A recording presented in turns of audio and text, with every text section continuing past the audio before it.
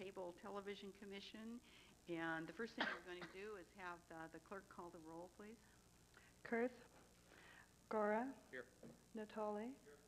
Johnson, Dickinson, Waters, Here. Nilo, Here. Jones, Here. Shelby, Collin. Here. We have a quorum. Thank you very much, and we'll expect the other members in fairly short order. I'm going to make a couple of announcements first before we start into our regular agenda. And the first one is this meeting of the Sacramento Metropolitan Cable Television Commission is being videotaped in its entirety, and it will be cablecast without interruption on Metro Cable 14, the Government Affairs channel of the Comcast cable system. Today's meeting is being cablecast live and will be repeated Friday, February 4th at noon on Channel 14. A VHS copy of this meeting is also available for checkout from any of our library branches. And the second announcement has to do with if you wish to address the board on any of the items on our agenda, you should fill out a speaker identification form, which is located on the back table, and give it to the secretary of our commission. And then another one is when you come forward to speak, we need you to stand in between those two microphones because they're directional. They'll pick you up if you stand in between them. And first of all, state your name. That's because in addition to videocasting live all of these meetings and getting them on tape, we also do a voice tape of these meetings. And so you have to identify yourself when you speak, and that will help all of us. And with that, we will go, first of all, now to our first agenda item, which the clerk will read. Yes, we have a notice public hearing, cable television license application by Western Integrated Networks of California for Sacramento County, Sacramento County Code 5.75 and Government Code Section 53066.3. And we have a hearing to open and close and consideration of a license. Okay, thank you very much. And with that, we've opened this public hearing, and we're going to hear first from our executive officer, Mr. Espasto. Good afternoon, Chairwoman Collin and members. Western Integrated Networks has applied for a cable television license pursuant to your licensing ordinance. Staff issued a staff report a little over 2 weeks ago with the details of their license and the staff and legal analysis. I can go into more depth if you'd like, and there is a memo attached from Commission Counsel Steiner that provides you a summary of the licensing ordinance. This is a document originally adopted in 1987 and 88, and then modified in 1980, 89, 90 to accommodate a large series of lawsuits, of litigation in our community. It established a ministerial process for issuing cable television licenses according to 4 criteria. First criteria is that you need to know the name, the legal name of the entity proposing to serve an area in your jurisdiction. Second, you need a map or description of the area to be served. Third, you need a series of insurance policies covering insurance as addressed in the ordinance. And by the way, we updated the insurance parameters last year with the county risk manager. And fourth is a construction bond. And there's an alternative formula on how the construction bond can be sized. In this case, there's a maximum amount of $2.5 million, and we have it here. Secondly, there is a series of statements and or findings that I request or will request you to make at the end of your public hearing in accordance with the government code. Your staff and counsel are advising you, and the staff report did that several weeks ago, that it's our opinion that Western Integrated Networks has complied with your licensing requirements relative to their application to build a telecommunications system throughout the majority of Sacramento County for the areas within the county for which you have jurisdiction. Recall that the city of Ileton and the services district of Rancho Murrieta are outside of your authority area. So that's first key point from staff. Staff believes that Western Integrated Networks has met your requirements. In talking with you since the staff report was issued, there have been many questions posed to me. One is Western Integrated Networks or WIN, as we're learning to call them, are they for real? They have a presentation prepared for you, and I believe we can move to that in a minute or two, and you can make your own assessment or your own judgment as to whether or not they are for real. Second question asked to me involves construction, and several of you said to me, oh, we're going to dig the streets up again, in a kind of a negative way. With the help of staff and some videotape loaned from Channel 3, I've got about 15 seconds of videotape, if you want to watch it, that shows the construction methodology used 15 years ago, and then the construction methodology which will be the dominant construction methodology here. So if you're interested in seeing the difference between rock wheel or rock saw construction and what now is called directional boring, we have that for you as well. And then the third question you've asked me, it's from a regulatory standpoint, what does this mean to rates, to cable television rates in our market? And the answer is that the market will decide. Your rate regulation authority in a competitive mode actually reduces from the near minimal level you have now. So your authority to regulate rates on the entry tier will go away as real competition surfaces in the marketplace. It's my belief in how I think this will work is that I would suggest that we not expect that our constituents or our consumers not expect a reduction in rates. I don't see that that's how the cable industry works. But will we see a moderation of the increases? I believe so, and we'll watch that quite carefully over the next couple of years and report that back to you as we see changes in the market. In the competitive world, one other thing has happened or is about to happen, and that is that Congress authorized and the President signed a bill in December which allows the satellite companies to insert local channels, the 3, 10, and 13s in our area, on the satellite. And that service was due to turn on in Sacramento this week. I don't believe it has yet. So all the things we've talked about, and we've sat here for many hours about change, are beginning to happen. So competition in the marketplace is beginning to evolve. And all the times I've been here and said, someday, I think this is the day. With that, I recommend that you continue the public hearing, hear what Western Integrated Networks has to say about their proposal for Sacramento, take questions or comments from the audience and whoever has signed up, adopt the findings, and approve the license. Okay, one of the things that I think for the benefit of those who are watching, we might point out is that you might point out the 8 things beginning on page 3 on the issuance of the license that talk about the government code considerations that were considered and must be considered by this board before awarding any additional franchisees or licenses. With your permission, I'd like to read those into the record. Yeah, if you just read each of those into the record and for us, thank you. First question is whether or not there will be a significant positive or negative impacts on the community being served.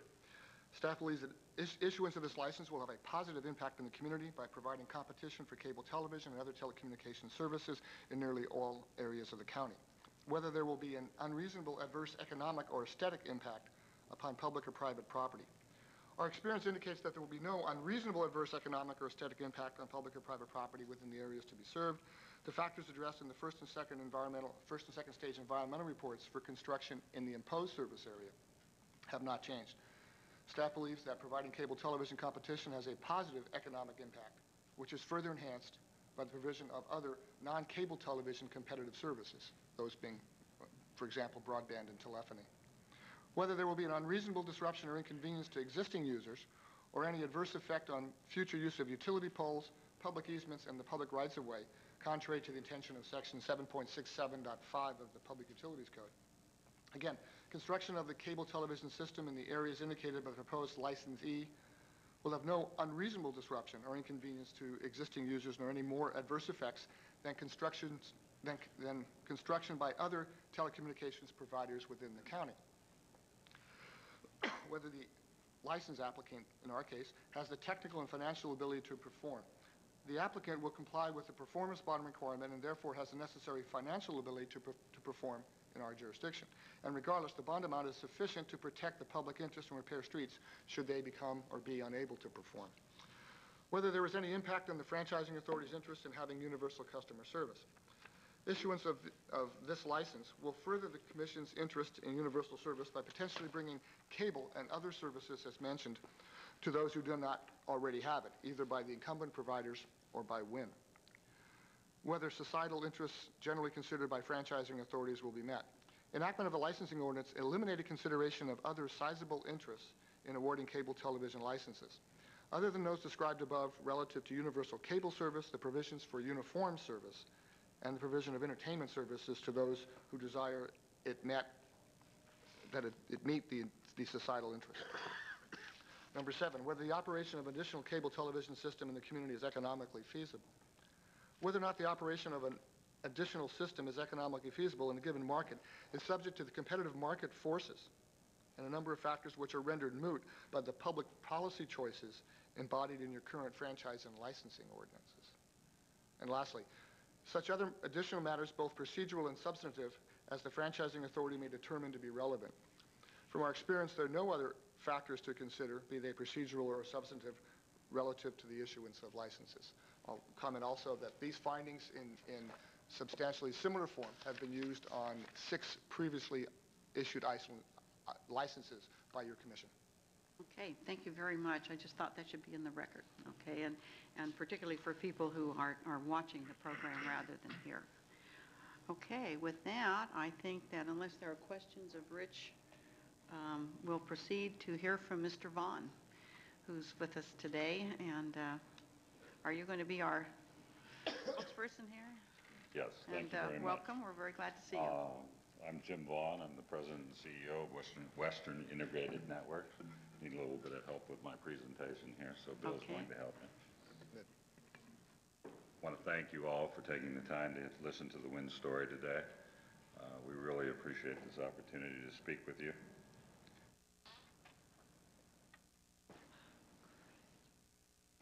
With me today, I also have Bill Mann, who's our Senior Vice President of Government Relations, Dave Hayron, who's our Vice President of Engineering, Jake Kane, our Chief Financial Officer, and Bill Brodsky, our Vice President of Marketing. The presentation will cover the WIN story, which I will do. We have presentations on the third network, the market, our products and services, our approach to customer care, and our commitment to the community. Dave will handle the technical portion of it, and Bill will handle some of the customer care portions of it. Talking about the WIN story, the development and the confluence of events that are taking place at this point in time are primarily being driven by change. We're talking about change and choice. The demand for broadband services is exponentially growing at this point in time. If we look at broadband internet access across the country at this point in time, only 6% of the people that are served or have internet access have broadband or high-speed access. It's estimated that that 6% is going to grow to 63% over the course of the next 5 or 6 years, which is an incredible growth. If we sit and we look, more than 73 million American homes will be connected to the internet in some broadband format or high-speed format. And approximately 50% of the businesses that exist in your community will be looking for an interconnection to the internet with some high speed. If we look at the existing networks, we ask ourselves, why would you want to build a third network when we have 2 networks out there at this point in time that adequately serve some percentage of the needs? If we look at the voice network that exists out there at this point in time, it's a twisted pair network. It's dedicated, and it does an excellent job of providing voice services in most cases. But when you get into video services or entertainment services, or if you go to high-speed data interconnect, it's a less than adequate service, and also it is certainly not a ubiquitous service. If we look at the broadband cable network that exists out there at this point in time, they have significant capacity on their system. They have the advantage of the broadband pipe that they talk about. But here again, The difference is it's not a dedicated service, it's a shared service, so that capacity has to be shared under a large number of people. It does an excellent job of providing broadband distribution of the entertainment or video networks, but when you get into the voice or the data side of it, here again, it's a shared system. Universal service is less than adequate. The number of customers that are using that particular pipe at any given point in time determine the speeds in which you can access the internet. And talking about building the third network, we're talking about building a fiber-rich, fiber-deep network that provides services across the entire marketplace that we're talking about, whether it's local telephone, long-distance, CATV, interconnection for some of the wireless services that exist out there, cellular, PCS, and we're interested in going back and looking at those incumbent marketplaces and competing in those incumbent marketplaces, but more importantly, we're looking at focusing on the future. The smaller marketplace at this point in time is that broadband connection to the internet or high-speed connection to the internet, and we think that's where most of the growth in these networks are going to come. Our network will be capable of providing services across all of those areas.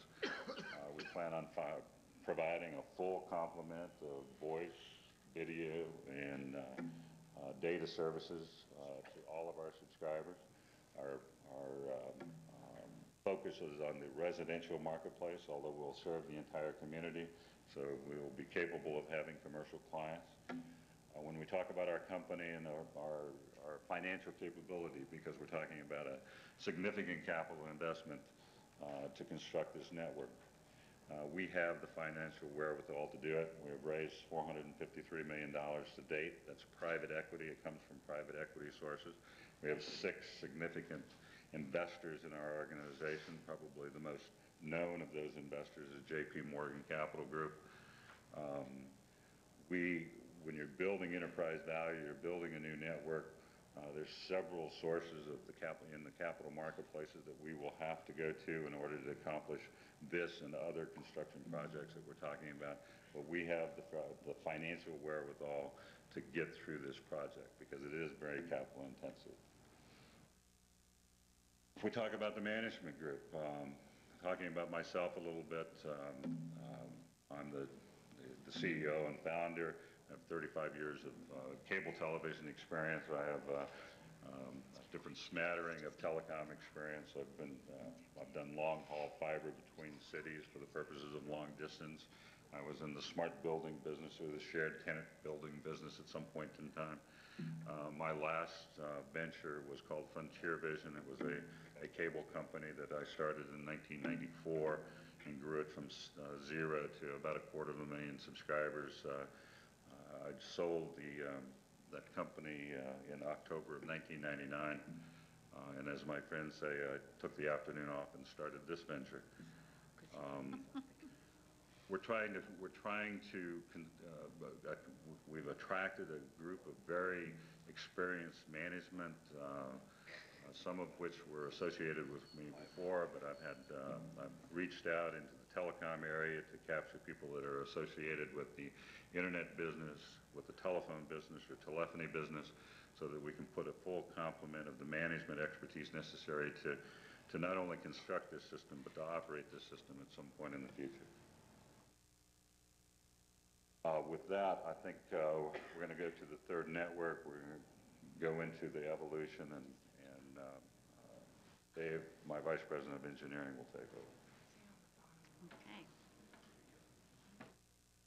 Welcome, and we'll have put your name on the record too, Dave. Thank you. My name is Dave Hayward. I'm the Vice President of Engineering for Western Integrated Networks. Thank you. As we talk about the third network, as we have decided to call it, we talk about it being a fiber-rich, fiber-deep network, and it occurs to me that possibly those two terms need a little explanation. So I wanted to introduce a very brief explanation, maybe some comparisons about why a fiber network is good for us and why it works so well for this network.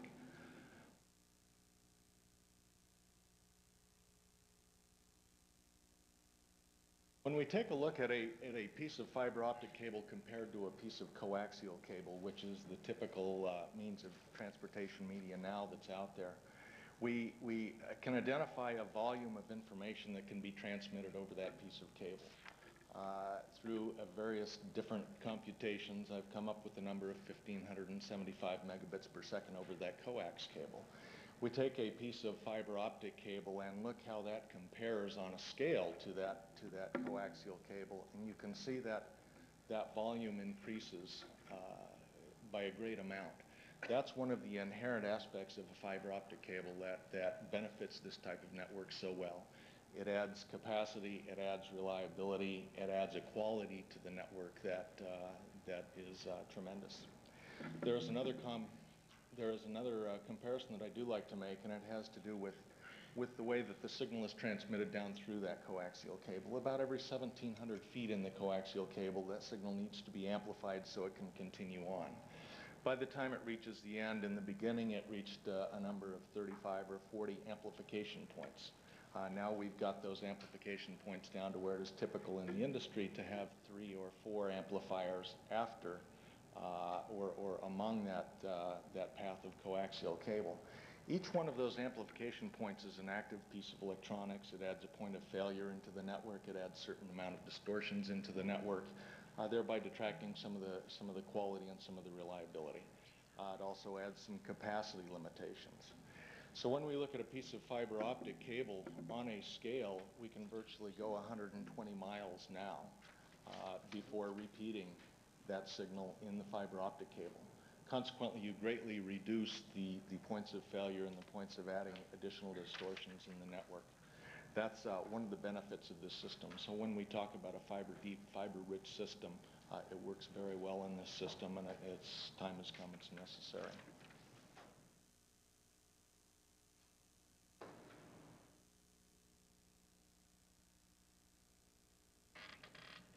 With that, I'd like to go directly into the network that we are proposing. And our network consists of a series of rings, with the first ring being around the metropolitan area. And this could be a 35, 45-mile ring winding itself throughout the city of, in the metropolitan area of Sacramento. This ring architecture has a characteristic that it is self-healing. If there is a failure at this point in the ring, data is traveling both directions around the ring, so this point is simply fed by data coming around the ring from this direction now, thereby eliminating the problem with that point of failure. We're also proposing that there is a central processing center. This is the signal combination point of everything coming in that's distributed around the network. We intend to have a redundant processing center on the other side of town, on the other side of the ring. So in case there's a catastrophic failure in the primary processing center, all the signal processing originates now at the secondary ring, thereby eliminating any disruption in the network. This concept is taken down throughout the entire city until it finally winds up in a coaxial system that is feeding every home in the city. This coaxial system is fed by fiber to this point, the node point, where we feed 50 homes out of that pocket, with the intention to taking a dedicated fiber to each home as those products become economically available to us. So what this essentially means in the neighborhoods that there is a disruption, there is a cable that has to be installed either in front of the house, underground, or in back of the house, underground, or on poles. And that's something that's a necessity for this network. We have spent a number of years figuring out what it takes to make this process as the least intrusive as possible. The technology right now, and it's considered a trench technology, amounts to putting a pipe in an entry point, shoving it through the ground until it comes up at the other side of the yard when we again need to make a connection. Consequently, that eliminates any open trenching going across the yard and greatly reduces the intrusion. There will be intrusion into the network, but the positive side of this is that we're installing a network that has the capacity to make that intrusion worth it, hopefully, and also to last for many, many years before it has to be improved on again.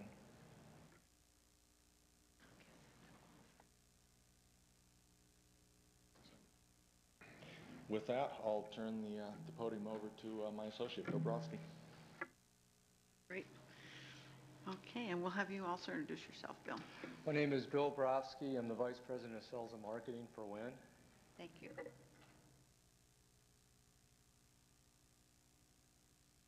What I'd like to talk to you a little bit about today is the marketplace and some of the products and services that we will be offering and our commitment to customer service and the community.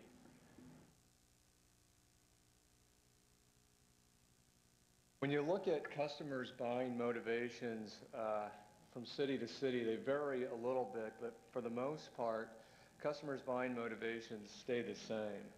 And they are choice and new services. Customers want to be able to pick and choose from a wide variety of services and applications. And they also want to know that the company that they're dealing with can keep pace with technology in order to meet their ever-increasing demand for those new services and applications. Research is showing us more and more that there's a higher percentage of customers that want the convenience of one-stop shopping, the ability to go to one company for their telephone, for their cable services, and for their high-speed internet access. They want to be able to call one phone number, and they want to be able to have one bill. They also want the value of a bundled service offering. They want to be able to, depending upon what levels of services they pick and choose, what packages they choose, they want to be able to receive discounts if they pick all three networks and they pick the packages that are available. They expect reliability, they expect quality, and they expect good service and dependable service. When you look at speed, application technology has well outpaced network capabilities for most companies. With the explosion of the internet, consumers are demanding more and more to run faster applications. And when you look at our industry in general, speed is becoming the buzzword, and consumers are really demanding it. And they also expect a great experience. They want to be able to know that the company they're dealing with is pleasant and competent. Consumers are demanding better choice, better value, and speed. When you look at our response to the marketplace, virtually with unlimited capacity, we will be in a position to offer the widest array of programming services and choices. When you look at the new network and the advanced technology, we intend to be the fastest route to the internet and back, with a true 10 megabit service going to each and every home. We want to, as Jim Vaughn mentioned, deploy a market-wide approach, not only focusing on the residential area, but also on the commercial business area. And we want to be able to service all areas and turn on neighborhood by neighborhood as part of our strategy. Consumers are demanding, bundling of services, and our approach to that is we want a customer-driven bundling strategy. We want to be able to have our customers have access to all three networks at the lowest levels, and we want them to pick and choose the kind of packages and prices they want and receive discounts when they take higher levels of service. We think that's a win-win for not only our company, but also for the consumer. We have a unique opportunity coming in as a new company to do things right the first time. And we know that in a competitive environment, customer care is probably one of the most critical components to portraying the kind of image we want to portray in the community. We also want to be a responsible corporate citizen, promoting economic development and jobs and stimulating new businesses within the Sacramento area.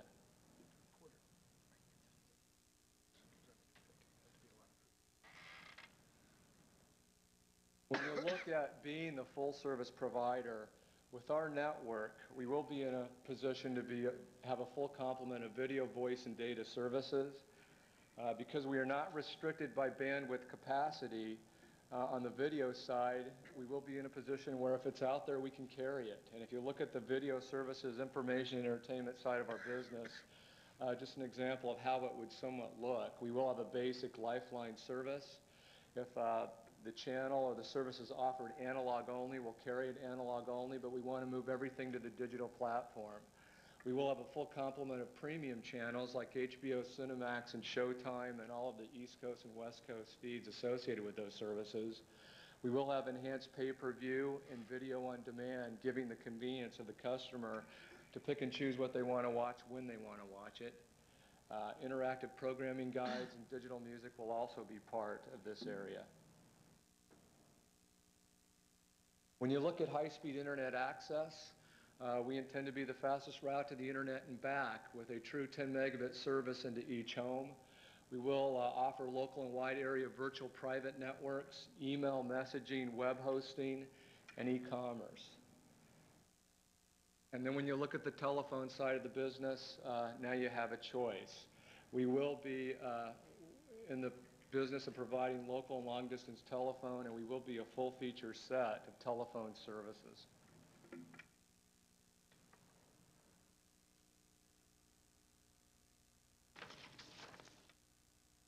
We know that in a competitive environment, we'll have to provide the highest quality of service and also the widest array of programming choices and applications. We'll have to win customers with a strong commitment to customer care, and we truly believe that the company with the best customer relationship wins. We'd like to be the one solution company, the one point of contact, the one network, and the one billing system. We plan to open and operate a 7x24 customer care center here in Sacramento, and we estimate that will create approximately 200 to 300 new jobs for this area. We also plan to create a state-of-the-art training facility or training program that will train our workforce in the skill sets of video, voice, and data, and we will be recruiting from a local and diverse workforce. We also plan to put in place high customer care standards and measure every customer care point of contact to ensure that we are creating the best customer experience that we can for our customers. And with that, I would, here we go, on commitment to the community. We want to put Sacramento at the forefront of the digital world. We do want to bring high-speed connectivity for education, public safety, and healthcare. We want to provide, again, local jobs and economic development. We want to aggressively recruit a local diverse workforce. And we want to develop, again, as I mentioned before, a comprehensive training program covering video, voice, and data skill sets. And we do want to stimulate complementary industries and services within the community of Sacramento.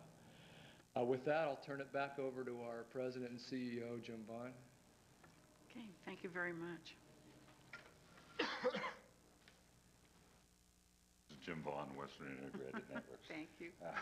For a quick summation, I think why win?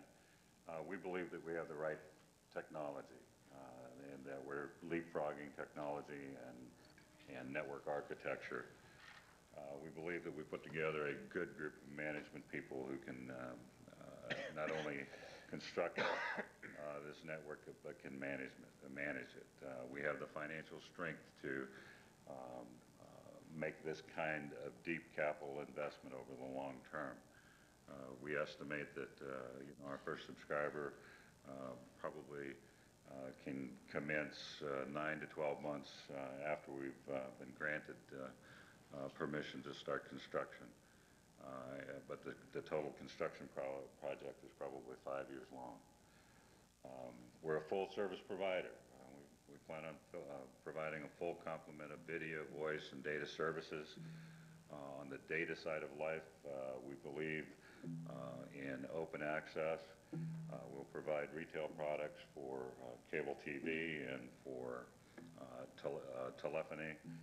On the internet access side of life, we will open our networks to those people that want to use our distribution system to supply their products to the homeowners. We believe we're a great, responsible corporate citizen.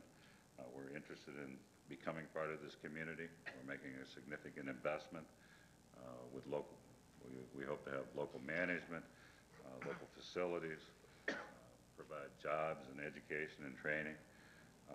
And in summation, we believe that we're the unobstructed path to the future. So thank you very much. Thank you. I do not know whether there are any questions, but I think first of all, we do have a law in California that while the legislature doesn't have to obey it, they've obviously made it one of the things that local government has to pay attention to, and that is on campaign disclosures to committees, to the type of, if we serve on joint powers or boards like the Cable Commission, we're limited in our ability to vote or even take part in any discussion if we've received contributions $250 and above, or is it above 250? One of those. But anyway, so at this point, if we do have members that have to abstain, we need to know that. So Harriet, do you have anything to add? Or? Right. As the board members know, this commission is subject to the rule that you cannot act on an item if you've accepted a campaign contribution of $250 or more from either the party before you asking for a license or someone who has a material financial interest in that.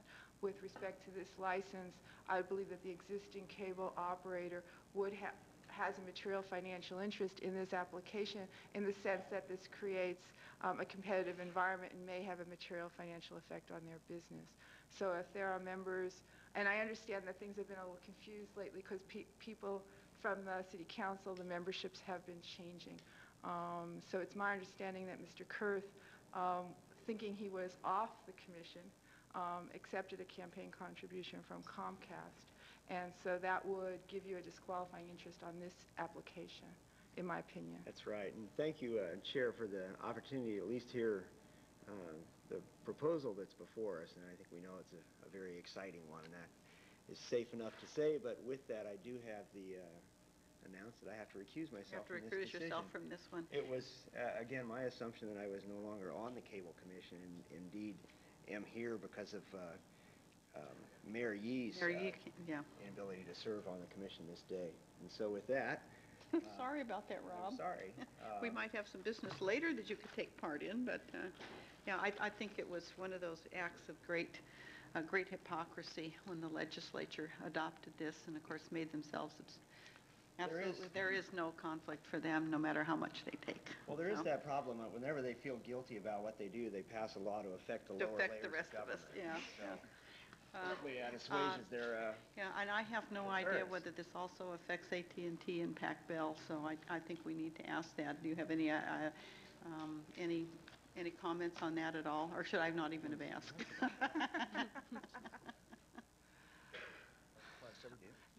Your jurisdiction really only goes to cable. That's what I thought. PUC has the others. PUC is the jurisdiction that will determine whether or not WIN has the ability to provide telephony in the state of California. Okay. So I don't believe that that's before you today, notwithstanding the presentation that you just received. Okay, thank you very much. And I think that, we do have a mayor's race going on. So is there anyone else, Robbie? Thank you, Madam Chair.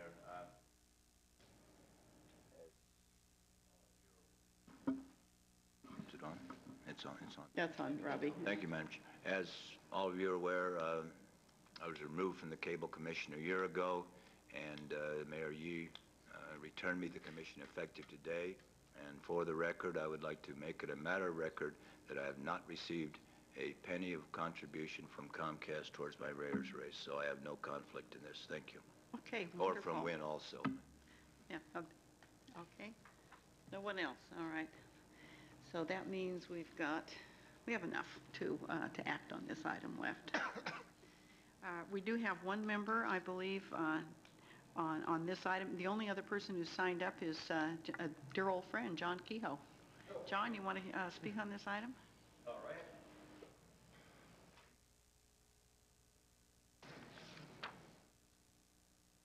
Madam Chair, good to see you members of again. the Commission, I'm John Kehoe, and I appear before you as the chairman of the Northern California Open Access Alliance.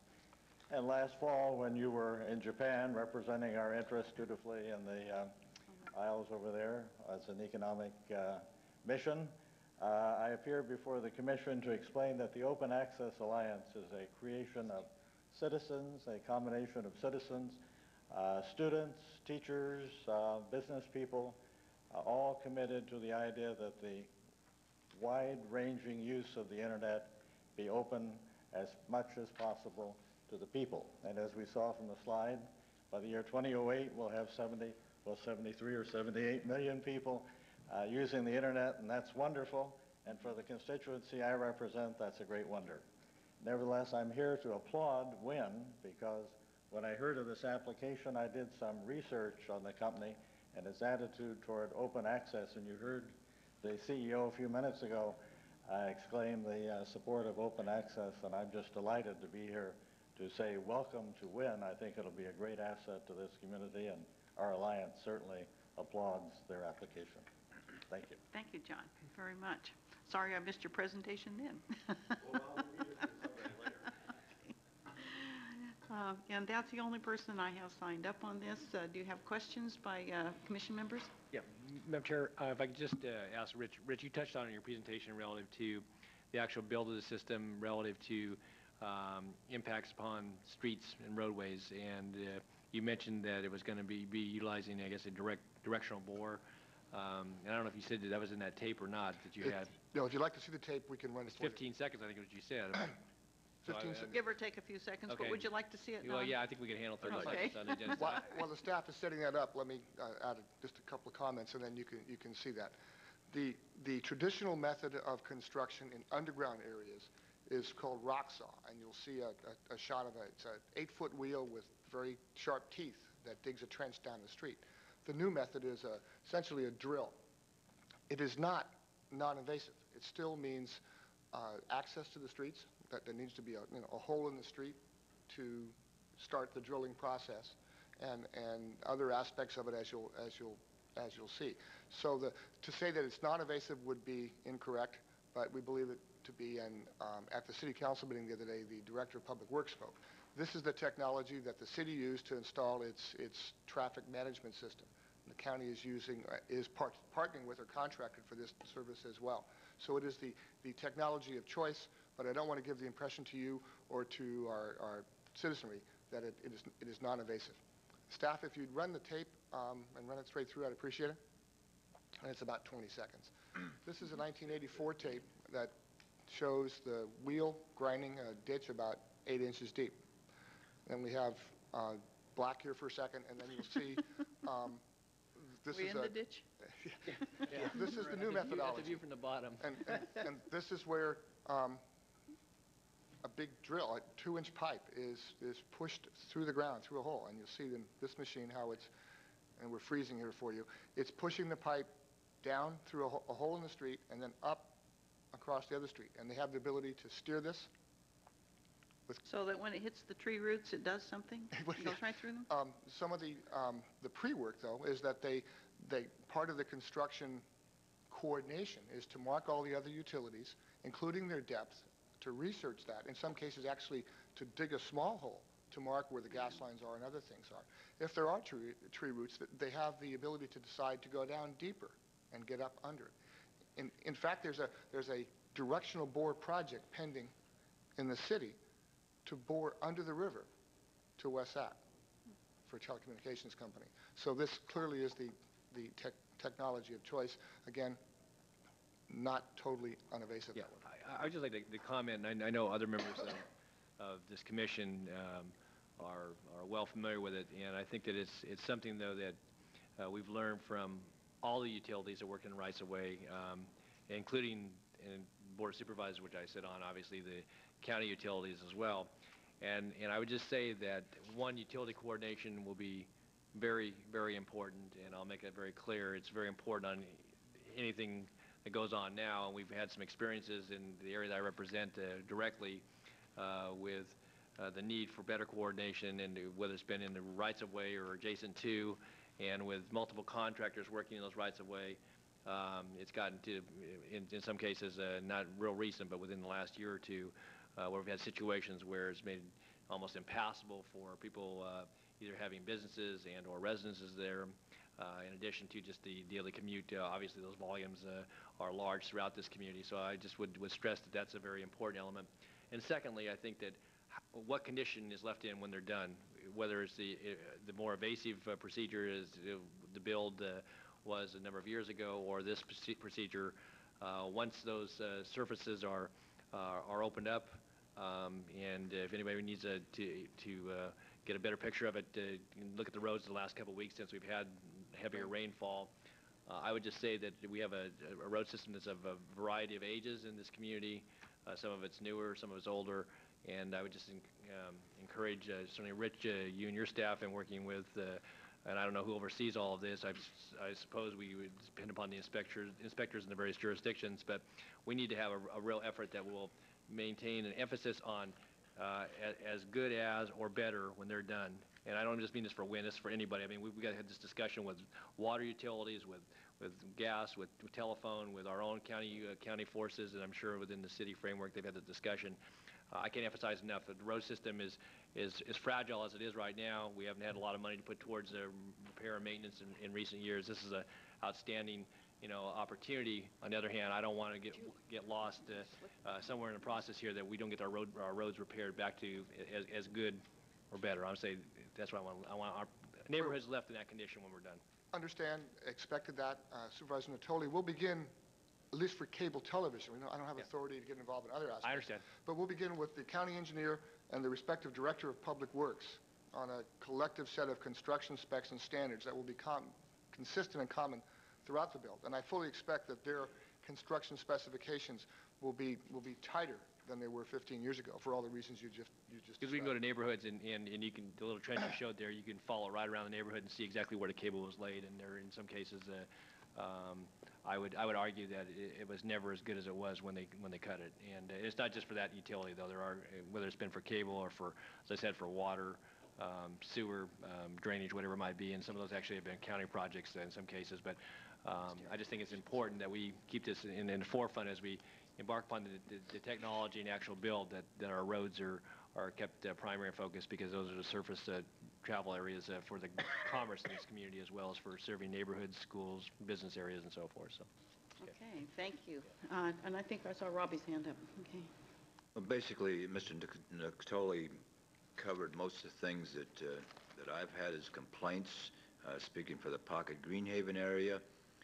Probably the largest number of complaints I've had since I've been a city council person and on the cable commission for the previous 4 years was the terrible job that Sacramento Cable did entrenching with the original build. The original, that big wheel that we just saw on depicted there. So when this came up, that the first question a lot of people asked me was, are we going to use the same trenches, or are we going to retrench? But I think with the advent of the new, where you only dig one hole and go the whole block before you come up again, I think it's going to be a major improvement. And I agree with Mr. Natoli. Sacramento Cable was very, very non-responsive to all of my complaints. And you can go right through Greenhaven now, and that's the only street cut we've had there, and I've lived there since 1970, which is still very depressed, with the weeds growing out of the cracks, and they have done nothing about it. Yes, we'll be out tomorrow, and never did a thing. So I, again, as Mr. Natoli said, I want to make sure, and I realize the new mechanism will make it a lot easier, but I want to make sure that when these people dig up our streets, and not only Win, but as Don said, the city and county and whatever other utility, that is done properly, because we cannot have this type of operation. As long as I have the floor, let me speak to the fact that I plan to support this resolution. I think, as a business person, that competition is great for us. I've just gone through this chart here, and if my math is correct, correct me if I'm wrong, Mr. Esposito, what we're now paying Comcast is $78 a year more for the same service that we received when they took over from Sacramento Cable. Is that correct? That's correct. And also, looking at the chart, I see a 6.1% rate hike yesterday, when inflation is somewhere in the neighborhood of 2. Is that correct? That's correct. So again, that's why I want to support this, because I think competition is badly needed, and it's just not fair that one person can come to town or be in an area and basically triple inflation rates with no, of course, as cable commissioners, we have no control over it. And what are the citizens going to do if that's the only game in town? A question for Wynn from one of your technical persons, somebody that, regarding telephones, could I just ask a technical question? Is there anybody here from the technology side? Jim? I used to be an engineer. Used to be an engineer, I love that. Former life. Just a question. On your presentation, you speak about the telephone system and caller ID.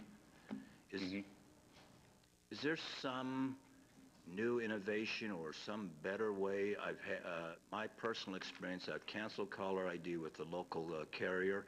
I tracked it 78% of unable to tell you who's calling type thing because it was coming from a Centrex system, a city or a state office or things like this, and also the people that have, by their rights, the right to have a private number and not have it revealed. Is there any new technology, not getting into the private person's rights, but how about Centrex for the city of Sacramento when, as an example, the state of California, when I can't tell who's calling me on caller ID?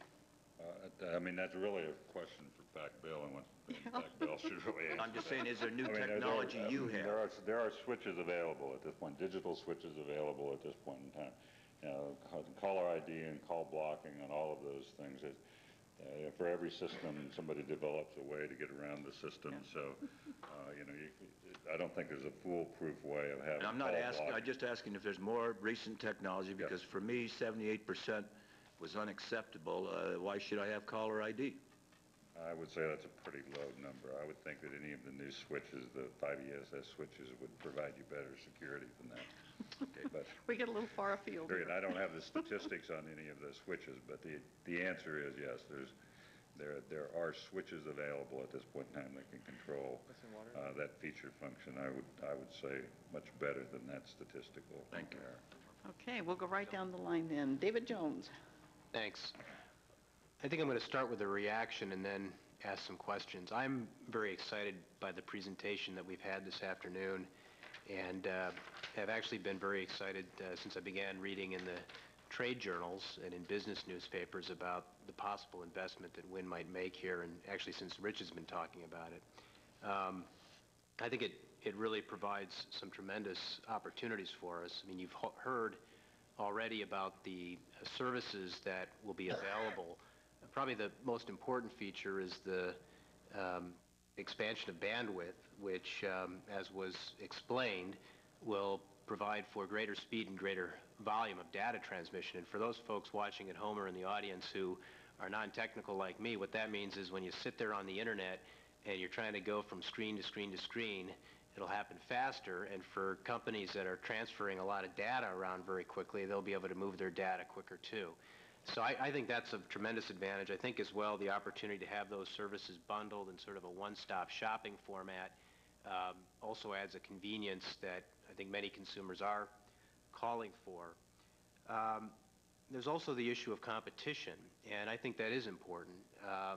We are sort of currently in a situation, and we went through a long hearing the other week where we had a great deal of debate about the fact that we don't have, not only do we not really have extensive broadband provision of services here, but we don't have a lot of competition in the various markets of information technology in this region. And so while we can't say with any certainty that the rates will go down, I think we can say that this will add competition to the market and will certainly improve our position vis-a-vis rates. I think we also need to explain to folks watching in TV land that we don't set rates here. Oftentimes I think there's a confusion in the mind of the public that somehow we have that control, but that in fact is something that's not within this local cable commission's control. So for all those reasons, I'm very, very excited about the presentation. I plan to support it. I think I also need to report to this body that the City Council of the City of Sacramento the other evening voted unanimously to support Wynn's application as well. The city really sees it as an economic development item, and one that will very, very vigorously, I think, support all of our region's efforts to try to grow.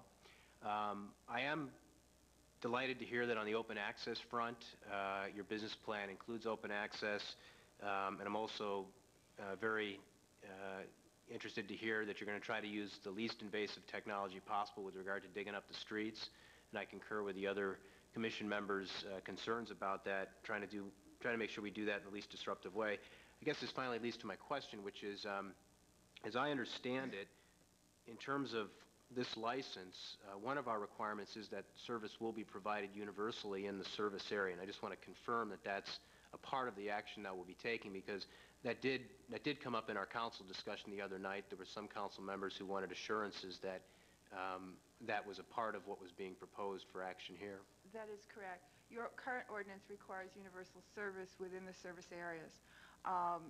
If WIN desires to turn on their system incrementally, they would have to come back to this body and ask for a waiver, which this body has considered when they've looked at a progression that makes sure that there's no discrimination on economic or sociological basis. Right, and that's what we did the other month when we were entertaining Comcast's proposal for a waiver as well. But I think it's a critical point, because we have a number of economically challenged areas in the city and the county, and we have a very diverse community, and we would like to make sure that these services are provided in a way that ensures universality with regard to meeting all of our constituents' needs. Well, with that, I'm very, very excited, as I said a moment ago, and I think the point not to be lost here is that we're really talking about wiring ourselves for the next millennium, ensuring that we have the information technology infrastructure to support the kind of businesses we're all trying to attract to this region. You know, there was a Wall Street Journal commission study that was reported in the Business Journal the other day that Sacramento, unfortunately, is not even on the radar scopes of many high-tech firms. I think this will help us to get there, and I'm looking forward to voting for this, Madam Chair. Thanks. Okay, do you have any questions, Roger? First of all, David, you mentioned the next millennium. You're moving ahead 1,000 years. No, it's next year. Next year. But go ahead. We won't get Thanks, into Roger. that battle, Roger. Okay, please. let's not get into that. Let's take the long view. Yeah, right, the really long view. I will echo the compelling reasons for adding competition. You're not thinking of going into the car business, are you? No? Okay. They don't get that. I think, obviously, we will all benefit by a quality competitor coming into town, and so I support this. Also, a quick question. You indicated you will offer other service providers to access your network to provide services. You weren't specific with regard to that. Could you explain exactly what you mean by that? Thank you. Well, open access, there are different definitions of open access. Our definition of open access is to provide the technology and the transport for those people that are in the ISP business at this point in time to distribute their services to their end users or their customers. So you're speaking just strictly with regard to internet access? No, internet is probably the topic that comes to everybody's mind. That's why I'm asking the question if there's something more to... There are least access possibilities on the video front. If somebody wanted to enter the voice business and wanted to resell our capacity on a local telephone basis, I don't have any objection to that either. What we're trying to do is have a network mentality with regard to this operation. Our desire is to build a network, and the most efficient and most profitable result for us is the full utilization of the capacity of that network. If you talk to most long-distance carriers, they're looking to aggregate traffic to the highest level that they can. So the most efficient use of the system, the most efficient use of capacity is the most profitable result for us in the long term. The reason for going into the retail business and cable television and voice at this point in time is to provide that competition. There is nobody out there at this point in time that would want to resell our services, or I don't believe. When they come in and they talk to me, I'll be happy to talk to them. There is nobody that wants to compete on a retail basis with a cable operator at this point in time. So in order to provide competition, it's necessary for us to have retail products in those areas. On the internet side of life, that's not the case. There's lots of competition in ISPs today. Most of it is dial-up and very little of it is broadband. You see some of it developing at this point in time, utilizing DSL technology and utilizing the telephone system. You see none of it on the cable or the broadband side of life. We would propose that just as the telephone companies resell DSL service, the best technology that they have, we'll resell broadband technology. We'll allow people to come in and resell our technology. We're in the transport business. There's a difference between free access and open access. There's a fee associated with that access. But here again, it doesn't necessarily have to be our retail product. And it doesn't necessarily have to be the ISP. That's just the one that is the topic of conversation. Somebody wanted to go to establish a television station and lease a channel from us, I'd be happy to do that. So, but it's part of your anticipated operational policy to provide your system to other providers, be it internet or video or whatever, on a reselling basis. You probably haven't worked or transportation or common carrier basis. Thank you. Okay, thank you very much. Any other questions on this side? Roger, you're next. Roger's on both sides of me. You're in trouble now. I know. Thank you. I regret I didn't get a chance to hear your presentation with another local issue of some import that occupied my attention earlier this afternoon. But I don't think this area has been inquired into. If it has, forgive me, and you can just summarize. But I was particularly drawn to a paragraph on. Actually, the pages aren't numbered in the copy I have. Sometimes, but it's actually the third page of a January 7 letter. It says 1999, but I assume that's an accident of the millennia. Addressed to Rich Espasto and signed by Mr. Mann. And in particular, the paragraph at the bottom regarding diligently working with and supporting local PEG programming groups and the rest.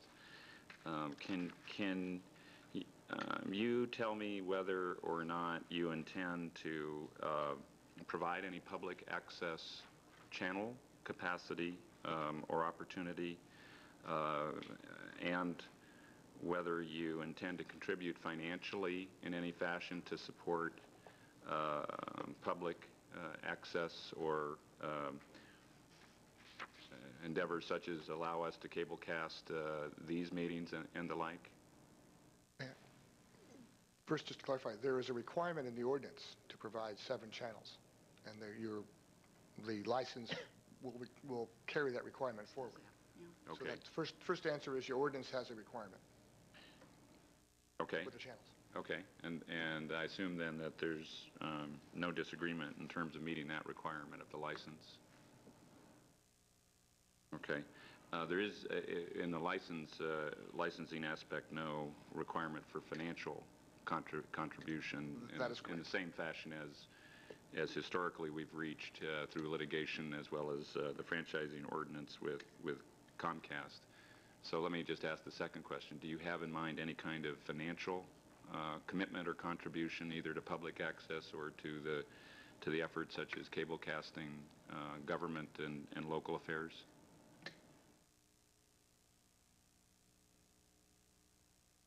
Do I have a specific dollar amount in mind? No. Well, that's ultimately the question.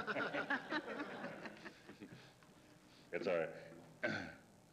as presented in our presentation, we intend to be responsible corporate citizens, and part of that responsibility is the provision of local government public educational access programming.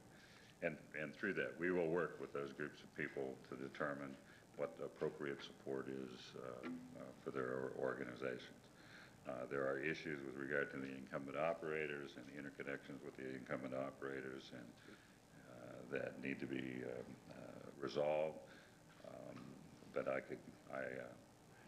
will definitely commit to any level that they have committed to previously. That they haven't. That they have committed to. That they have committed to.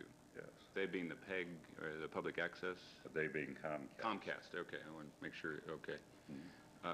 All right, and just out of curiosity, you've obviously spent a lot of time and effort putting together a business plan that brings you here today with a belief that this license is worth obtaining. In the context of preparing that business plan, did you assign some dollar figure or percentage of budget to supporting public access or local affairs? No, I did not. Okay. At this point in time, there is no current requirement on the incumbent, and that I'm aware of. And Other than so effect, I would say that that Settlement is a point of open discussion between those people that are supplying the programming and the company with regard to access to the program. At this point in time, I'm not interconnected with their studio. Right, right. So I we have to negotiate a lot of terms and conditions in order to gain access to that programming to begin with. Yeah.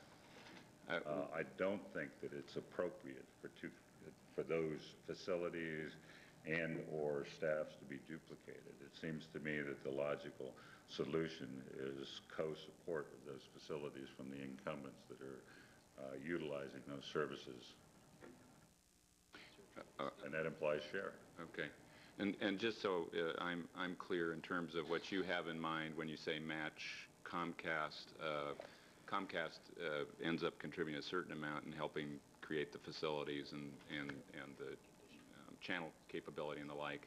They also, under a settlement of litigation, as you're no doubt intimately aware, pay us a certain amount of money, recognizing that this is not a franchise and this is not a settlement. Harriet wants to correct that. They will pay a license fee under your ordinance That's of the 5% license of fee. gross I understand, but what is the, that's what I'm getting to. What is the license fee and what is? The license fee is 5%. 5% of gross revenues. Okay, and then? And then that comes to the commission, And that comes then to the commission is the one that does And the commission will be able to distribute that in any manner it chooses, including for PEG support, in the same manner that you currently distribute the settlement amounts that you receive from Comcast. And is that 5% comparable to, how does that compare? The litigation settlement sets the 5% rate at about twice what Comcast percentage is. Okay, They're just a little over 2.5. okay. So you'll actually outperform them. But here again, I operate under the assumption that not the full 5% is going to the PEG access group, but No, it's being you're utilized by correct. the commission to do a lot of various activities. It's more of a general fund contribution rather than a PEG access contribution. Right. Okay. Yeah. Thank you very much. Okay, thanks very much. Yeah, and I think that that's probably something we should have said up front, because there has been some concern over that with a general public out there in terms of the current system does pay a certain amount, and so is the competition going to be fair type of approach. So we probably should have said and made clear that the licensing procedure itself does have a requirement in it.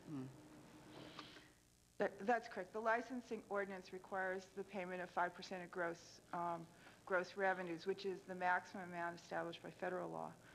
That amount of money would come to the commission, and the commission can either use that for its own expenses, distribute it back to your parental organizations, and can use that to support PEG access.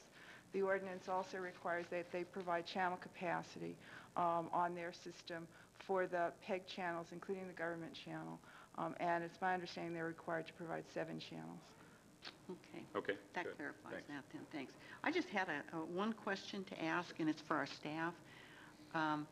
Yeah, staff pay attention, right? The question I had is one that when we originally were putting together the metropolitan area, at that time there were areas that obviously from looking at the map are left out, that do not fall under the purview of the commission per se. And let's say that the applicant is wildly successful and wishes to expand into those areas that we don't have already any operations in, or into West Sacramento, which is, right part of the metropolitan area, even though it's across the river in another county. What are the procedures? What do we go through as a commission and/or an applicant that has a license go through? Let me try. Relative to the two entities in Sacramento County, not in your jurisdiction, the applicant would go to them. The applicant would go to the city of Ileton and apply for a cable television franchise under their procedures. And likewise would go to the Rancho Murieta. Rancho Murieta. Yeah. Same thing would apply in West Sacramento. And the applicant, any cable company, can apply outside of our jurisdiction. There are no... And then they could tie it in? Could they tie in the systems? Yes, they can. Okay. It's not unusual in other areas to have cable systems that are interconnected, even though they have separate franchises from different jurisdictions. Okay, well, that was the one that was on my mind, because I know we have islands. And okay, Mr. Gora, you had a question. My comments are for Mr. Vaughn and the WIN representatives. As you're aware, you're before the Cable Commission, and most of the representatives are either city councilmen or board of supervisors from Sacramento County and the city of Sacramento. I'm the oddball representing a group called FIG, which you may go across the entire country and never come across an organization such as that. I'm the mayor of the city of Galt, representing the cities of Folsom, Galt, and Ileton. And so speaking for Folsom and Galt, we're waiting impatiently for you to break ground. Speaking for Ileton, I'm hoping that in this fast world that we live in, at some point in time, you will be able to reach out to them and provide them service. Question is, have they ever been to Ileton? We do have one other person on this Cable Commission who is from another newly incorporated city, and James is from city of Citrus Heights, which at one point was represented by a supervisor on here, and now they have their own representative. And so I didn't know if James had any questions or Tony had any follow-up. All of my questions have been answered, and we do fall under the jurisdiction of the Cable Commission, even though we are a separate city. I'm in agreement for all the reasons stated above, and I think I'm particularly glad that when we could create new jobs in our community, raising the standard of living of people in inner city, I'm all in favor of that. And it's going to create local competition, not only for cable, but for local phone service as well as internet access. And I like the idea of open access. This is a policy the Commission had been debating. And when you say corporate citizen, in your presentation earlier, you talked about jobs and as well as business opportunities for minority enterprises as well. And I hope that also includes investing some of your profits back into the local community. We got education institutions, we've got a lot of good community-based organizations in town, and I hope that's all inclusive in that. It's being a good corporate citizen. Thank you. And I'm in support. Okay, well, we just need a motion then. We have no one else signed up, so you want to move that, Robbie? Moved, Madam. Second. Moved and... Chair, if I may, excuse me, I'd like to add into the record for you that we are in receipt of a technically modified bond which meets all the requirements of legal counsel. Okay, and with that, I will, we probably have to close the public hearing, then take action. So the public hearing is now closed, and we had a motion by Councilman Robbie Waters, and it was seconded by so many that I'm going to let you figure out how you're going to do that. Do you want to go ahead and call the roll, Please. Gora? Aye. Natoli? Aye. Dickinson? Aye. Waters? Aye. Nilo? Aye. Jones? Aye. Shelby? Aye. Collin? Aye. Motion carries. Okay, thank you very much. So, yeah, thanks very much. We wish you good luck. Yeah, thanks. Okay, we will take just a couple of seconds break so that everybody can sort of regroup. We do have a couple of other items on the agenda that should go quickly, but I know they need to get their equipment together. And You don't mind. Thank you very much. we'll just take a recess for 2 minutes so you can all, it's nice. Nice to meet you. Bye. Nice to meet you. Good seeing you again. Yeah, I'll give you my card. I was going to give you one earlier.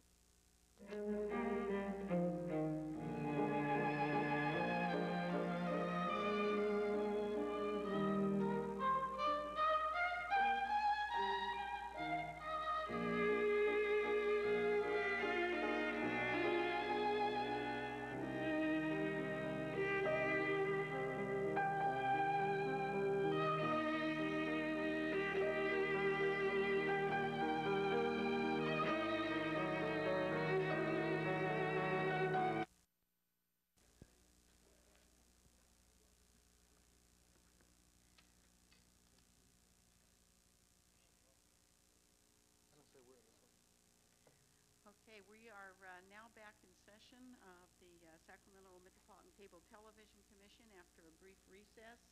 And we do have all commission members back with the exception of Donna. National. Where did Don go? Toby's still talking to Toby. Okay. So what we're going to do is have an opportunity to take up one other item, item number 2, and then before we get into the staff status report, I'd like to have a chance to have Ruth come up and say a few words, just to warn you, Ruth. Okay. So we'll go to item 2, which is a personnel action, and we have a resolution before us that will amend Rich's employment contract. And do we have a motion on that? If there's no question. Second. Okay, moved and seconded. All those in favor, please say aye. Aye. Aye. Any opposed? Okay, that item is unanimously agreed to by those present. And we're going to go on now and... Madam Chairperson? Yes. Can I add one editorial comment, which is I think we've been very, very well served by this executive director, and the small raise that we're providing him with this action I think is just very, very well deserved. And the matter before us, just before this one, I think amply demonstrates the skill and expertise and dedication that he brings to his position. And I think each of us feel that way too. We're very, very well served by Rich and his talents and his relentless pursuit of the chair. That's a motion. I second. I'm going to make sure I get all this stuff read. David, with all those wonderful comments, I hope he's met the contribution threshold. Can we renegotiate it? Okay. Thank you. And with that, I'm going to ask Ruth Blank to come up from Madam Comcast. Chair? Yes. Excuse me. There was a second subsidiary item on the second item on your agenda, Oh, I'm which sorry, was Ruth. just to authorize staff to go forward to bring back to you resolutions from PERS to modify the retirement benefits. Oh, I'm for the- sorry. I thought the resolution contained all of that at one time, not... well, the recommendation includes both of them, and I wasn't sure from the motion whether you included both items. That was my intent. In that. I think that was the intent, Thank was you to very take much. both of those. Mine as well. Thank you. Mine as well. Okay, right. I think I seconded that. Yes. All right, Ruth, you want to come down for a moment? And I know that, you have an announcement first to make?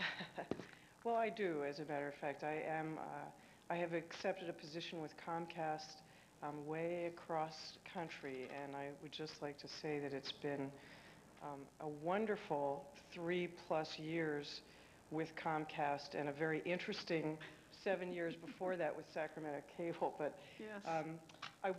I love Sacramento, and I've loved living here, and I wouldn't leave had they not offered me a job where all of my family happens to be. My parents, my brothers, and my daughter's in college there in the Philadelphia area, and so it was way too compelling to turn down, and Comcast has been a wonderful company to work for, and I believe a wonderful company for this community too.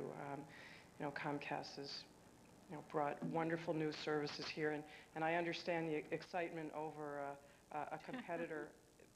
I understand that excitement very well, but you do have a wonderful cable system right here already, and providing great services and good customer service to people. So I've been proud to be associated with it, and I'm going to miss being in this community very much. Well, we are very much going to miss you too, and I think that what we did today in issuing the license, certainly from my perspective, is nothing towards Comcast.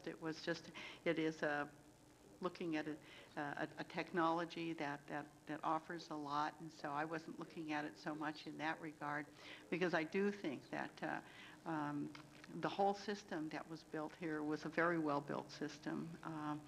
And I think that Comcast has really done an outstanding job in the community. I know we carp at you about raises and rates and everything, but if you travel almost anywhere else in the United States, you have a tremendous system here in terms of choices, in terms of the very competitive on a nationwide basis what people pay here for a very good system.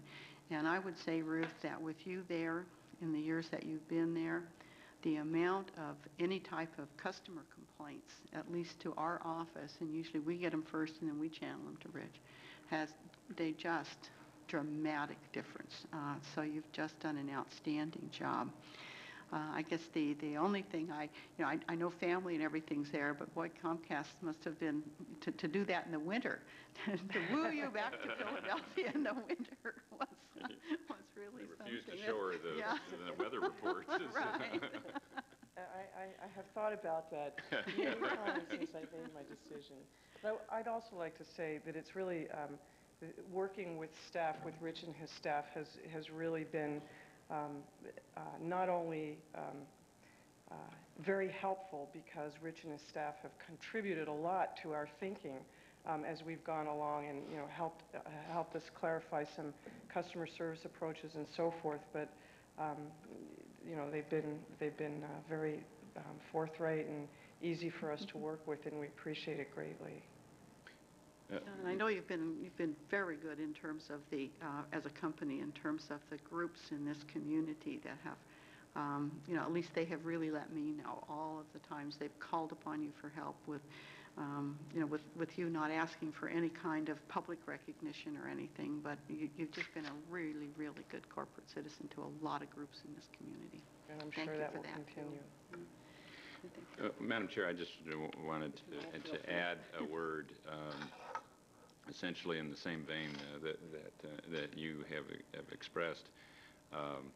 But some of us who've been on this commission for a while will recall what the administration of Sacramento Cable and Comcast was before Ruth took the helm. Right. And it's not a very pleasant memory, in truth. The fact is that, at least in my observation, Ruth has done an outstanding job of changing the corporate culture and attitude for the cable operator here in Sacramento, much to the benefit of the company, I think, and to Ruth's own credit. There's always a certain amount of friction between those who sit on government entities looking at a business operation and the business operators. We've had our jousts from time to time. But I have to think about the responsiveness as well of Comcast during Ruth's tenure. I think back to moving the public access channels, and we didn't come to a complete agreement, but we got a compromise out of that. We had a lot of debates and discussions about affirmative action, and I think that Ruth has been very responsive to what some of us felt was a very important issue in that regard for Comcast's efforts. I have to say, in my own personal dealings with Comcast personnel, that without telling them who I was in any way other than by giving them a name, they've been courteous and helpful, as well as responsive. I think the person at the top gets blamed when the people working for the person at the top don't necessarily do the job up to expectations, and so the person at the top ought to get some credit when the staff does a good job and the people in the field act well on behalf of the company. So I certainly wish you well, Ruth, in your move and in your future endeavors. I think Comcast has been extraordinarily well served by your presence here, and I'm sure that you've set a standard for whoever follows you here to live up to. Good luck. Thank you. I have to leave. I just wanted to comment. Ruth, you know the key now to get nice comments is let people know you're leaving. When you see me at the next meeting.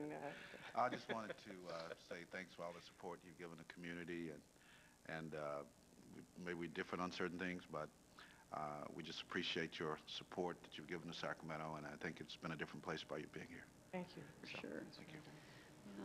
And Tony, you've been here too while I Ruth's should been say on board. something. Since I'm the second newest member of the commission, I've known Ruth just briefly, but certainly she is an excellent representative of her corporation, and you have done Comcast well.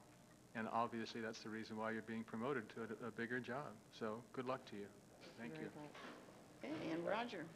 I got to know Ruth really through community activities before I was elected, and not had a lot of experience with her from this side of the dais, but we're in the same Rotary Club, and so I know the involvement that she's had in the community. And as a subscriber, certainly the operation, I can tell that the operation has improved quite a bit, and I want to wish you a lot of luck. You're leaving for a situation that is better for you. I don't know if you know this, but W.C. Fields on his deathbed said, "On the whole, I'd rather be in Philadelphia." Not sure what that means, but I do think that Sacramento is a significantly nicer community. But I have visited Philadelphia, and it's a nice city. But I do seriously, I wish you a lot of luck. I hope it's a successful opportunity for you. Thank you very much. That's an American city with the Liberty Bell, isn't it? Absolutely. But it's cracked. Yeah, you're right. It's cracked. Great city. Does anyone else want to say anything at all? Muriel, go ahead. Well, Yeah, Dave's new, but I actually had a chance to say goodbye to Ruth a moment ago, but again, best wishes to you, and we're going to miss you. Thank you. for sure.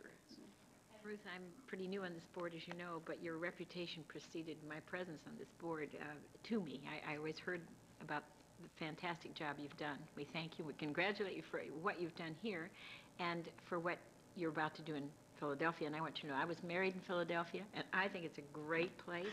And I love its history and love the musical that I saw recently again on television. We talked about that Continental Congress and all those things. So I think you're going to like it, but you're always welcome. Come back to sunny California. And I certainly plan to. Congratulations and thanks. Thank you We'd very love to much. see you It's been again. a real pleasure and a very educational experience working with all of you. We'll take that any way we want. It is a compliment. I have learned a lot, and I've really enjoyed working with all of you. Thank you.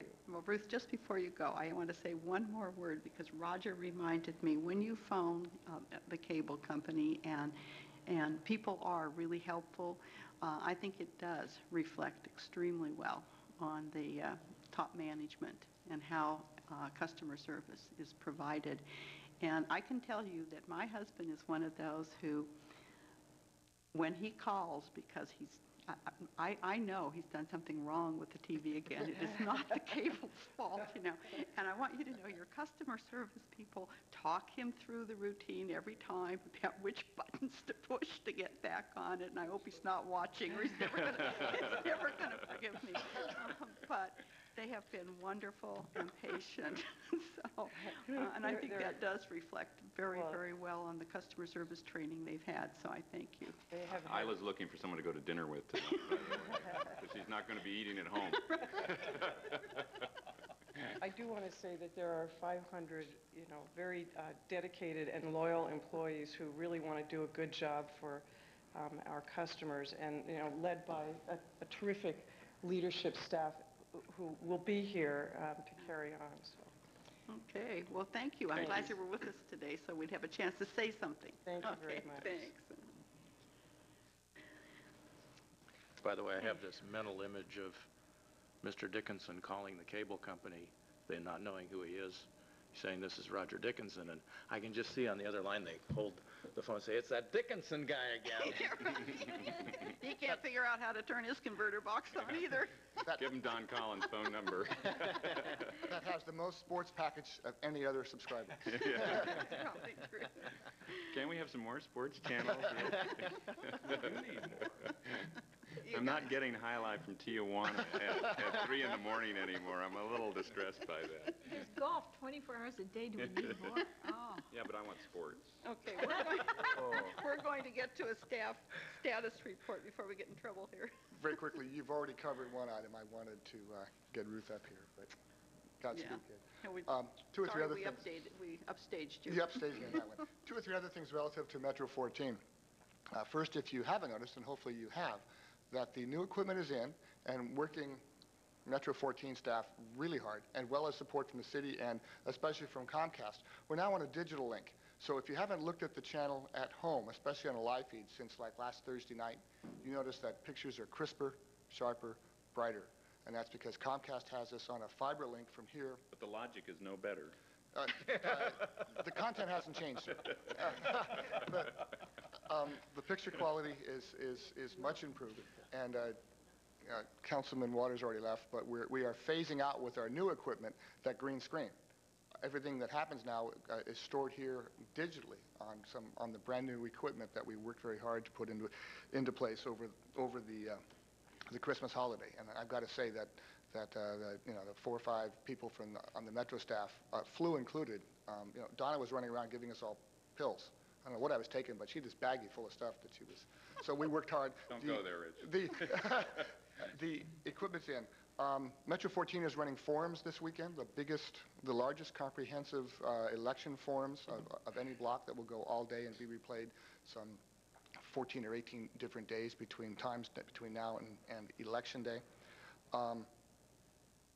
If everything goes right, by this time next month, I'll be able to demo for you that Metro 14 is being simultaneously carried on the World Wide Web. So we'll webcast the channel. Talk about that. And lastly, just a little quick thing to take back to your home jurisdictions relative to WIN. WIN first came to us in mid-November, and I went to the city manager and the county exec, and the team that met WIN and walked them through the processes included your IOs, your public works directors, SACTO, Al's team. So there was a multi-jurisdictional task force put together very quickly. And that doesn't happen all the time. That's all I got. You're right. It is a much more clear picture. I can see the gray in your beard clearly. Very bad. Very bad. Are there any questions for Rich? The digitalization does not do anything for wrinkles or bald spots, however. Just makes them brighter. You're in real trouble. Uh-oh, Roger's in trouble. Okay. Madam Chairperson, I don't know if this falls within this agenda item or another, but I had a conversation with Harriet earlier because I was asking about how our universal service requirement works, and apparently there is one little quirk in the requirement that we may want to take up, and that is that it's conceivable that someone could come in and sort of piecemeal the area and seek a license for a small part of the area and then build that area out, and then another small part of our jurisdiction and build that area out, and in that way sort of get around the requirement that they either get a waiver from us or build out universally.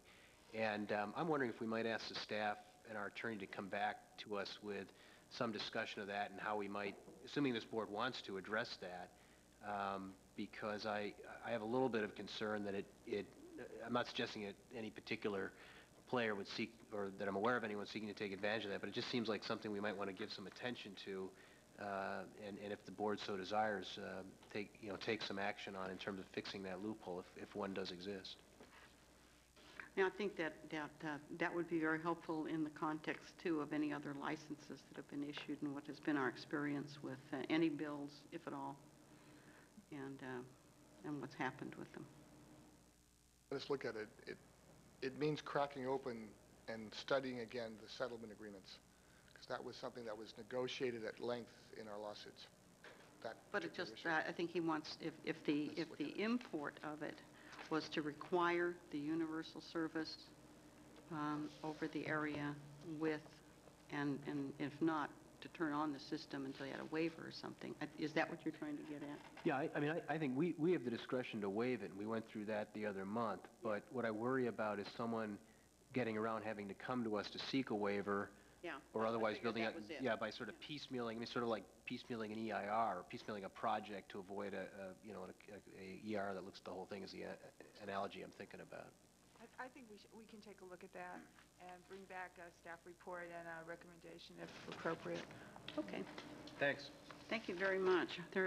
If there are no other questions for staff, then we have public opportunity to discuss matters not on this agenda, but within the Commission's jurisdiction, and we do have limits on these. Okay. We have two people that have signed up, Carl Burton and Mike Birnbaum. Okay, so Carl Burton, good afternoon. Good afternoon, Madam Chairman.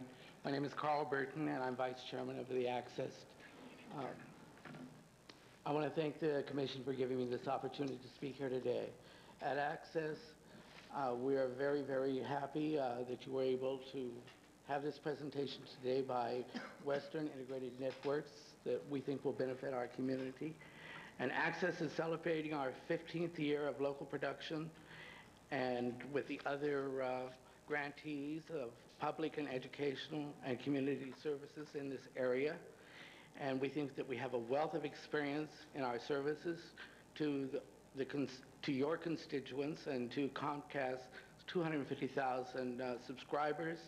And I want to thank Ruth also for working with Access, and in deference to the time limitations that is placed upon us all here today, I want to let you know that we have prepared a 20-minute or approximately a 20-minute videotape that we presented to the chair, and if anybody else is interested in receiving a copy of it, they can by getting in touch with our Executive Director, Ron Cooper.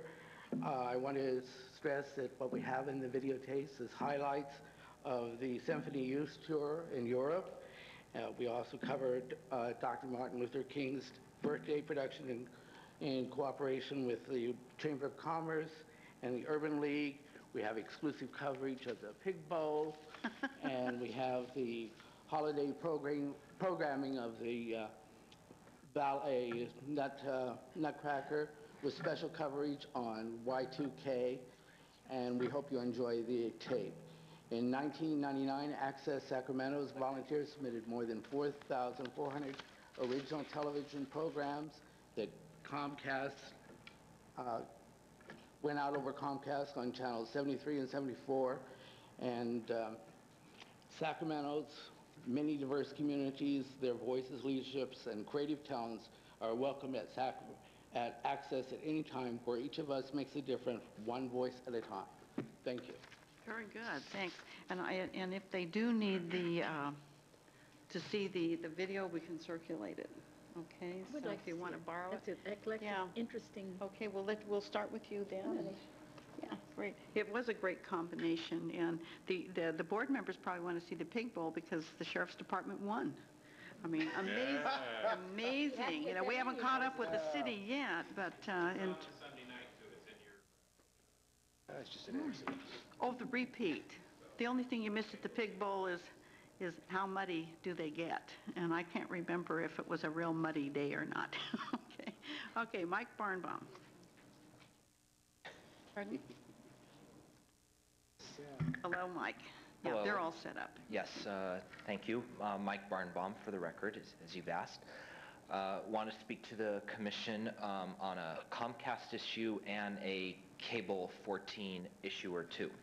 On the Comcast issue, when many people call and want to order a channel, they're told that they have to get many other channels in addition to that channel, or no channel at all. And it bothered me a bit, for instance, with baseball season coming up. If somebody wants TBS and wants to watch the team that plays on TBS, you not only have to get TBS, but you have to get 3 or 4 other additional channels too, rather than having more of a choice just to have the specific channel, or if you want 2 channels, let's say. It doesn't give much customer choice in what the customer wants, but it's only what can be offered to Comcast customers. For cable channel 14, I would like to urge each cable commissioner to move forward with televising the Sacramento Regional Transit District and possibly the Sacramento Area Council of Governments. The regional forums going on, and transit getting much more attention as a regional issue. I think it is very important, and especially with a public hearing coming up on February 28th before regional transit regarding June 18th, 2000 service changes, it would be in your best interest for that specific meeting to have it live, but I understand that with the juggling of the cable schedule, that most meetings might have to be tape delayed and rebroadcast at a later time.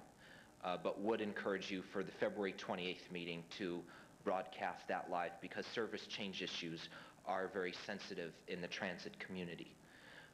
The other thing is, as I understand when I talked to a local Sacramento attorney, Hal Bartholomew, Measure J in the South County for the March 7th election has no organized opposition. So here's a heads up that there is going to be born a brand new city council in the county of Sacramento, being in Elk Grove, and we're probably going to have to look at when to schedule their meetings and how it could best fit in to have their city council a live broadcast, as is currently with the city of Sacramento, and also to look at getting our other city councils live broadcast so no council overlaps another onto the Comcast cable system. Thank you. I'm open to any questions. Okay, Mike, thank you very much. Thank you. Yeah, thanks. So I think we've reached an accommodation with Regional Transit about cable casting RT board meetings. So, Rich. Mike, this is just with staff, okay? You don't need to be backed I up don't know with if the you mic. want to describe that for the members of the commission, Rich, what we settled on. RT will be a contractee to the Cable Commission. They have had their 3 free cable casts, so we'll be picking up the RT meetings going forward here from their location on tape replay starting next month. There are no school board conflicts in the schedule for the current year.